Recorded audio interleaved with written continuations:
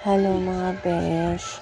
At eto nga, si ate ay nasulungan niya yung cellphone ng kapatid niya. So, ayun nga, at Anong ginagawa tuwa niya? ang pagkalikot ng cellphone. Diba? Happy siya dyan. Kasi may hinahanap siya. Hindi ko alam kung anong hinahanap niya dyan eh. Kaya tinatanong ko siya yung ginagawa niya. Pero, in fairness, kahit hindi ko siya tinuturuan na paano magkalikot ng Anong hinahanap mo? cellphone, Ayusin mo alam yung niya buhok talaga, ng gulo. mga besh, kung paano maghanap, ang galing nga yun eh. O, diba? Nahanap niya yung laro, ganyan. Gusto niya nga ata maglaro, yung mga Anong nilalaro pinapanood din mo? ng kapatid niya. Ayun, at Ano tawa yan? siya.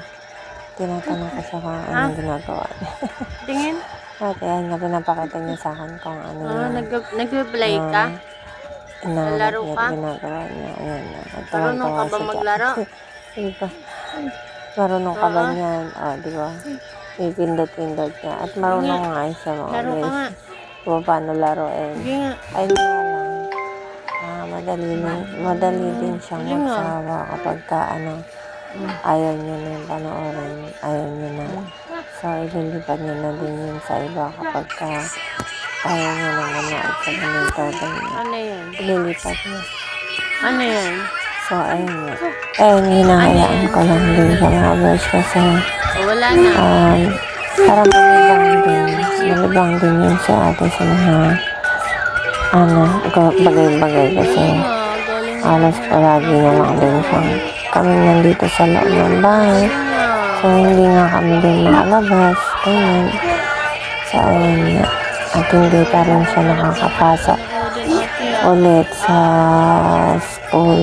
Gawa ng waiting pa rin kami sa assessment na. So, ayun nga kasi wala pa rin naman kami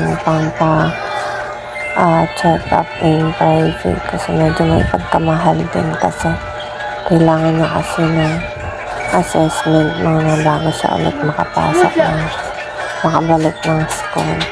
So, ayun nga. Kaya habang nandito kami sa bahay, so tinuturuan ko na lang din siya ng mga basic na kaya niyang gawin para at least paano may natututunan siya. So, ayun nga. Kahit na hindi siya tinuruan dyan sa ng cellphone ang galing niya nga at natuto din siya magkalikot. Diba? First tuwan-tuwa siya. Diba? Ang tuwan-tuwa siya dyan kasi baka meron yung pinapanood niya dyan. Yeah.